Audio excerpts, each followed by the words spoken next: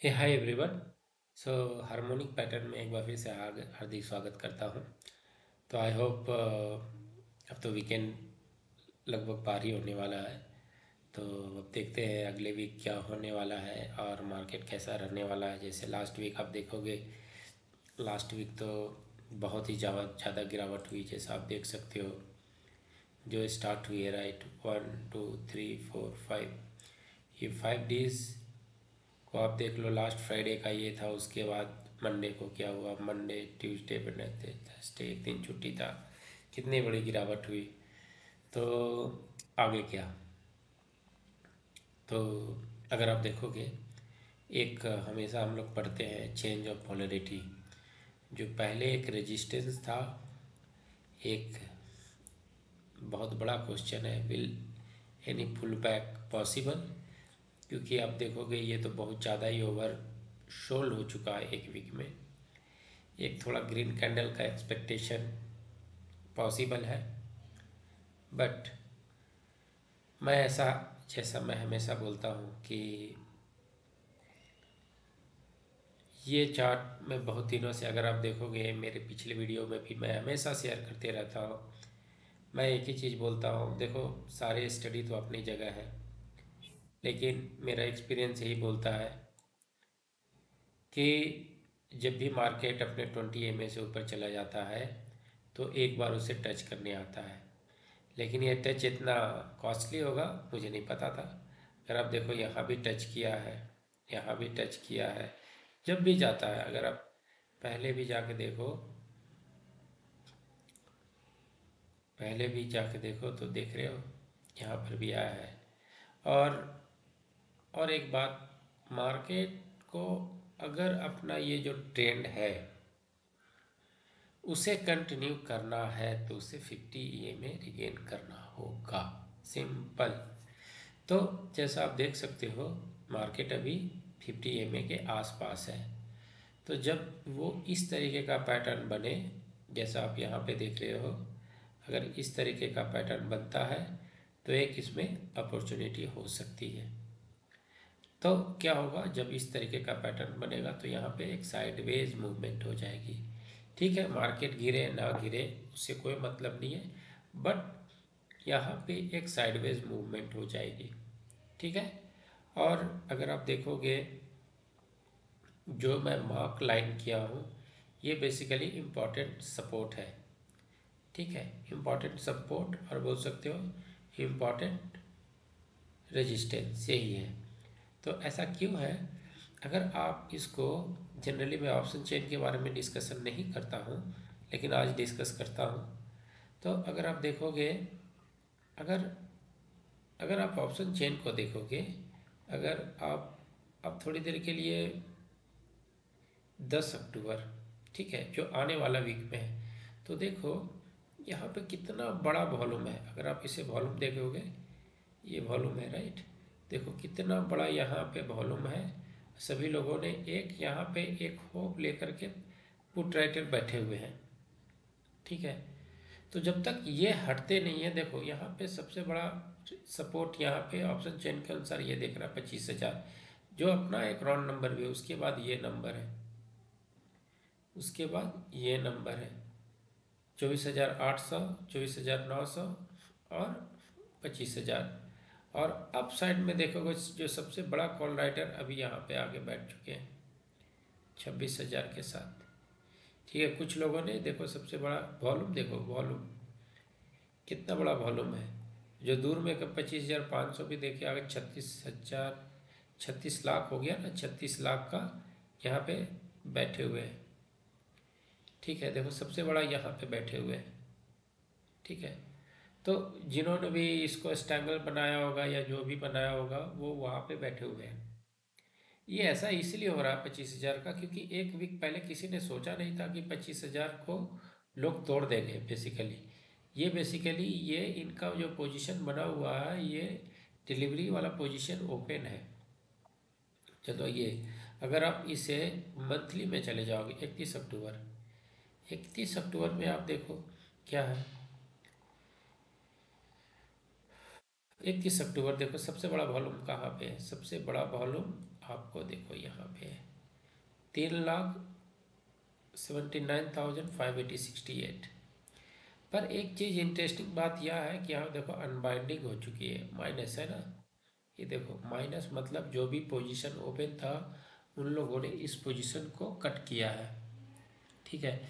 अब देखो सारे लोग यहाँ से कट रहे हैं, तो एक्चुअली पुट मंथली में देखो पुट राइटर का भी कन्विक्शन उतना नहीं है जितना आपने देखा था 10 अक्टूबर में था, ठीक है।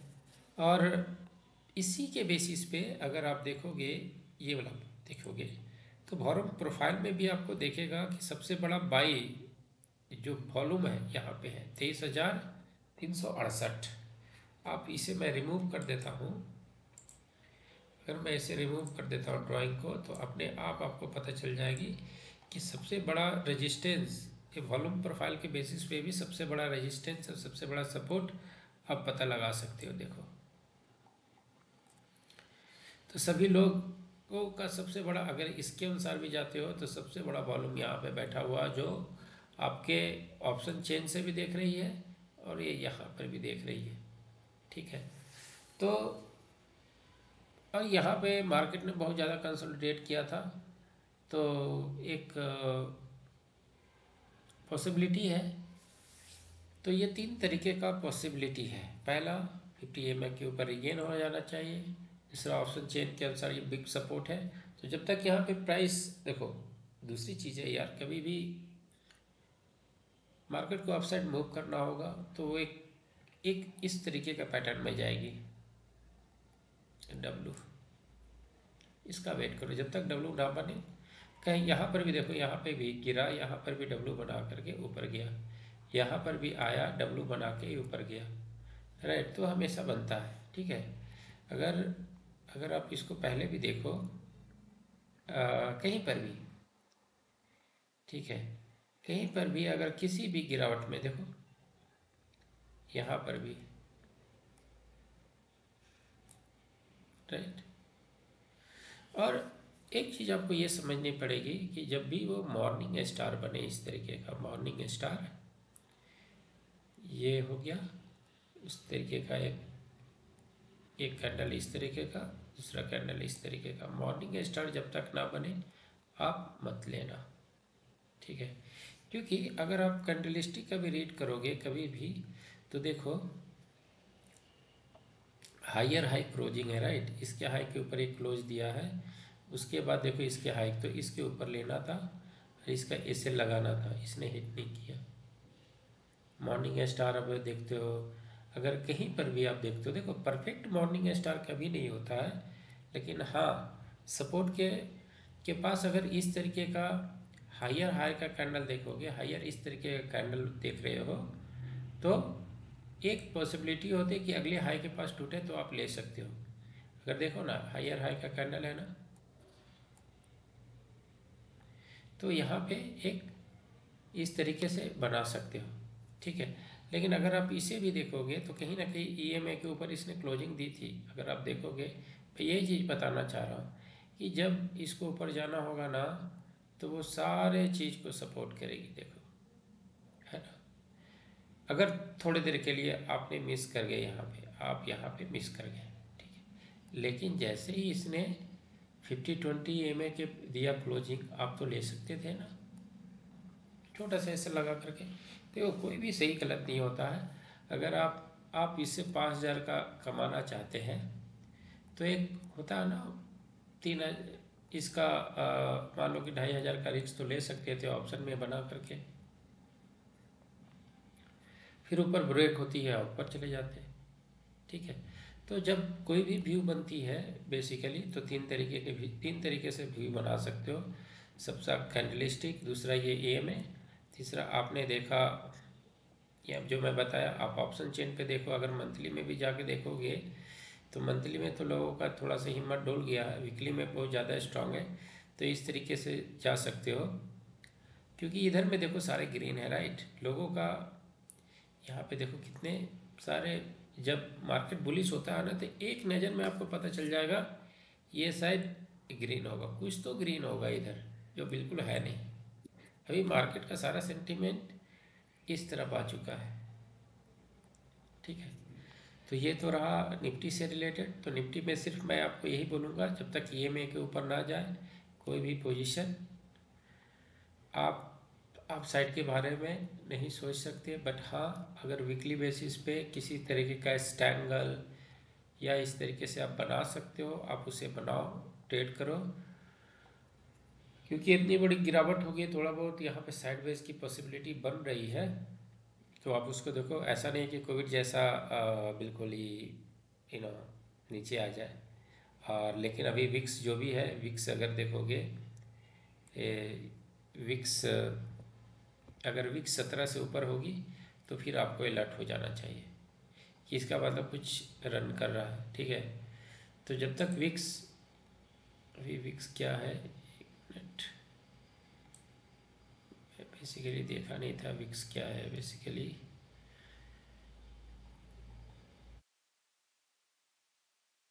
देखो इंडिया विक्स हैशटैग का बता रहा है। क्या एनीवे आप देख लेना। तो जो भी हो, विक्स का, विक्स अगर 17 से ऊपर जाती है तो और मार्केट में फियर हो जाता है। ठीक है। तो इसके अलावा जो भी पॉजिटिव स्टॉक है उसके बारे में मैं चर्चा करना चाहता हूँ। जैसे आप देखोगे एपेटूस, एपेटूस वैल्यू फाइनेंस एक बहुत ही बुलिश पैटर्न है जिस पे आप ले सकते हो। उसके अलावा जेके पेपर, जेके पेपर पेपर एक बुलिश पैटर्न है। देखो क्या बेहतरीन तरीके से बना हुआ। इसके बाद Excel India, Excel India, Excel, Excel India, Excel industry, या देखो ये बिल्कुल भी नहीं गिरा है ना। इसके अलावा, इसके अलावा जो और भी जो पिछले वीक जो बुलिश स्टॉक थे, जिसमें आप देख सकते हो, आप देख सकते हो इसमें सीमेंस एक स्ट्रॉन्ग स्टॉक है और डेटा सेंटर का इसमें थीम है। तो जो फ्यूचरिस्टिक थीम है वो सारे स्टॉक देखोगे तो शायद वो नहीं गिरे हैं। उसका रीज़न मैं बताता हूँ। अगर यहाँ पे चले जाओगे, एक मैं हमेशा लिस्ट बना के रखता हूँ। देखो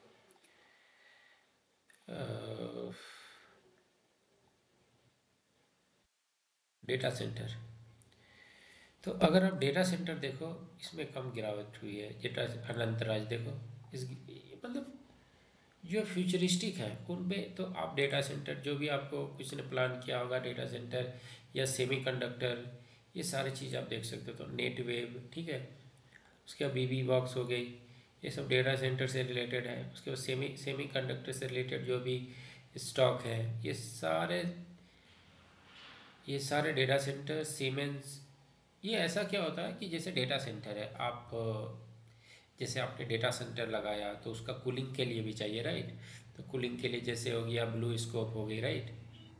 डेटा सेंटर में बहुत सारा वायरिंग होती है, इसीलिए किया या सिड, ये सब सारे स्टॉक, राइट। तो ये देखो बिल्कुल इसमें गिरावट थोड़ा कम हुई है। इसके अलावा भी आप देख सकते हो जो फ्यूचरिस्टिक रिलेटेड है, जैसे सेमी कंडक्टर में आप देख सकते हो। सेमी कंडक्टर का लिस्ट मैंने बनाया है या नहीं, electrical consumers, voice, power India, okay. तो आप सेमी कंडक्टर में आप देख सकते हो, क्या सेमी कंडक्टर में आप देख सकते हो मोस्चिप, मोस्चिप देखो ये, तो ये सेमी कंडक्टर से रिलेटेड है। उसके बाद एच टेक, एच टेक हो गई देखो। उसके अलावा सीजी पावर, सीजी पावर, ये सब सेमी कंडक्टर से रिलेटेड थीम है। तो जहाँ पे आपको अपॉर्चुनिटी मिलता है तो आप ले सकते हो।